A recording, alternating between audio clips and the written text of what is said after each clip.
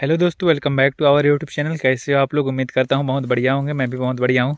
तो आज हम कल्टीवेटर चलाने सिखाएंगे आप लोगों को कि अगर आप नए हो, कभी कल्टीवेटर चलाए नहीं हो, तो आपको आज बताने वाला हूँ बेसिक जानकारी कि आपको कल्टीवेटर कैसे चलानी चाहिए। तो चलिए बिना किसी टाइम वेस्ट के वीडियो को स्टार्ट करते हैं और मैं आप लोगों को सिखाता हूँ कैसे कल्टीवेटर चलाया जाता है। सबसे पहले तो आपको कल्टीवेटर को प्रॉपर फिट कर लेनी है। अगर आपका ज़मीन नॉर्मली है, मतलब बहुत ज़्यादा हार्ड नहीं है, तो ये आगे का जो कल्टीवेटर होता है ये वाला और ये जो होता है पीछे का, दोनों बराबर मतलब ज़मीन में बराबर टिके, इस तरीके से आपको सेटिंग करनी है। मेरा सेटिंग दिखाऊं तो यहाँ से आप अंदाज़ा लगा सकते हैं कि मैंने किस तरीके से सेटिंग करके रखी है। यहाँ इतना चूड़ी बचा हुआ है और यहाँ इतना चूड़ी बचा हुआ है। तो अगर आपका ज़मीन नॉर्मली है, कोई बहुत ज़्यादा हार्ड नहीं है, तो आप इस तरीके से इसको सेटिंग कर सकते हो। अगर आपका ज़मीन बहुत ज़्यादा हार्ड है तो इसको फिर आपको ज़्यादा टाइट करना पड़ेगा। ये चूड़ी भी घुस जाएगा और ये चूड़ी भी। इससे फ़ायदा ये होगा कि जब जो आपका फ्रंट वाला कल्टीवेटर होता है ये वाला, ये आपको ज़्यादा पकड़ेगा ज़मीन को, और सख्त ज़मीन होने के बाद भी वो जुत जाएगा थोड़ा बहुत। और जब दोबारा आप जुताई करोगे तो अच्छे से जुताई हो जाएगा। और अगर आप सख्त ज़मीन होने के बाद भी बराबर में ही करके रखते हो, मतलब आगे और पीछे दोनों कल्टीवेटर को बराबर टिकने देते हो ज़मीन में, तो इस कंडीशन में क्या होता है कि अच्छे से जुताई नहीं हो पाता है। क्योंकि ज़मीन सख्त होता है तो फिर नांगर का जितना वेट होता है पूरा वेट 9 कल्टीवेटर में आ जाता है, तो थोड़ा सा वेट कम हो जाता है अगर आप ज़मीन की मतलब का जो कठोर ज़मीन है उसके अकॉर्डिंग। तो इसलिए आपको पहले इसको टाइट कर लेनी है, मतलब फ्रंट 4 कल्टीवेटर में ही ज़्यादा वेट है। इस तरीके से ज़मीन में नमी नहीं है और ज़मीन आपका काफ़ी कठोर है। तो इतना सेटिंग करने के बाद आपको और एक चीज़ की ध्यान देनी है। ये वाली महिंद्रा का यहाँ रहता है, हर ट्रैक्टर का रहता है अपनी जगह पे, लगभग ट्रैक्टर का, लेकिन राइट साइड में ही रहता है।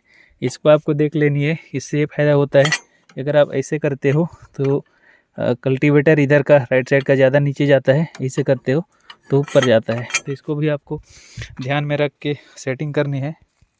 अगर आप ज़्यादा उठा दोगे इधर का, तो इधर का अच्छे से जुताई नहीं हो पाएगा, उधर का ज़्यादा जुताई होगा लेफ़्ट साइड का। अगर आप इधर का ज़्यादा बैठा दोगे तो इधर का ज़्यादा जुताई होगा राइट साइड का, और लेफ़्ट साइड का नहीं होगा। तो इसलिए इसको एक्यूरेट कर लेना है। जब आप कल्टीवेटर को फंसाए नहीं रहते हो, मतलब फंसाने से पहले ही आपको इस दोनों टैपलिंग को देखना होता है। जो नांगर पट्टी होता है, इसको और इसको, दोनों का लेवल सेम होना चाहिए। जो दोनों का जो ज़मीन से ऊंचाई है दोनों का सेम होना चाहिए, ताकि आपका जो जुताई है वो अच्छे से हो पाए। तो चलिए अब चलते हैं आरपीएम वगैरह कैसे सेट करके आप जुताई कर सकते हो। पहला चीज़ तो मैंने बता दिया, और दूसरा चीज़ भी बता दिया, कल्टीवेटर कैसे सेटिंग करना चाहिए, ये चीज़ मैंने बता दिया। और एक मिथ आपको क्लियर कर देता हूँ। कई लोग क्या करते हैं या फिर क्या सोचते हैं कि ये दबाता है, मतलब ये जो टैपलिंग है नांगर का पट्टी उसको दबाता है सोचते हैं, लेकिन ये बिल्कुल नहीं, ये दबाता है 1% भी नहीं है। ये सिर्फ नांगर का जो वेट होता है उसको सिर्फ रिलीज करता है। अब इसको जितना लीवर को नीचे करते हो, नांगर का पूरा वेट को रिलीज करेगा। फॉर एग्जांपल आप लीवर को पूरा डाउन कर देते हो तो नांगर का पूरा वेट को ये रिलीज कर देता है नीचे। दबाता वबाता कुछ नहीं है, सिर्फ उठाने का काम करता है। बहुत लोगों को ये डाउट रहता है कि ये उठाता है करके, बट ऐसा होता नहीं है। ये सिर्फ नीचे दबाने का काम करता है, नीचे दबाने का काम नहीं करता है, सिर्फ उठाने का काम करता है। और गियर सिलेक्शन कैसे करते हैं उसके बारे में भी मैं बताता हूं। अगर आपका ज़मीन काफ़ी ज़्यादा सख्त है तो आप लोड गियर 3 नंबर में चला सकते हैं, लेकिन मैं जैसे जुताई कर रहा हूं आप देख सकते हैं सिर्फ एक ही बार जुताई हुआ है, फिर भी इतना जुताई हो गया, मतलब ये ज़मीन इतना कठोर है नहीं। तो इसके अकॉर्डिंग आप गियर सिलेक्शन कर सकते हैं ज़मीन क्या कितना कठोर है।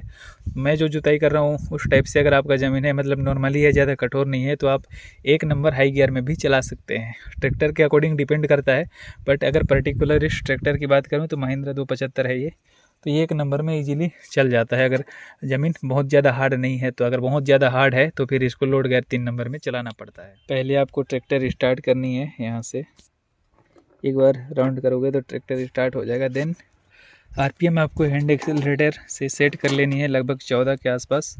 इसको आप इधर पुल करते हो तो आरपीएम लग जाता है।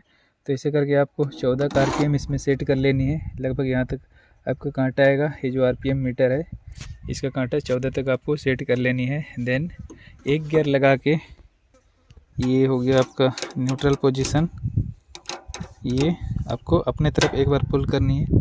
ये अभी ऐसे आपको प्रैक्टिकली भी दिखाऊंगा, एक बार ब्रीफ में समझा रहा हूँ। 1 नंबर लगाना है और 14 का RPM में सेट करके आपको अरे ये जो कल्टीवेटर का लीवर होता है उसको आपको लगभग फर्स्ट में 3 या फिर 4 इस लगभग में रखना है, क्योंकि अगर फर्स्ट में ही आप 0 में कर देते हो तो काफ़ी ज़्यादा गड़ जाता है। और फर्स्ट में यही प्रॉब्लम आता है कि आप इसको मेंटेन नहीं कर पाते हो। सडन कहीं पे गड़ जाता है तो उस समय आप इसको एडजस्ट नहीं कर पाते और ट्रैक्टर बंद हो जाता है या फिर ट्रैक्टर रुक जाता है। तो इस कंडीशन में आपको 4-3 में ही रखना है, और जैसे जैसे आप चलाते जाओगे आपका एक्सपीरियंस बढ़ता जाएगा और आप उसके अकॉर्डिंग उसको सेट कर सकते हो बाद में। तो चलिए आपको एक बार प्रैक्टिकली दिखाता हूँ।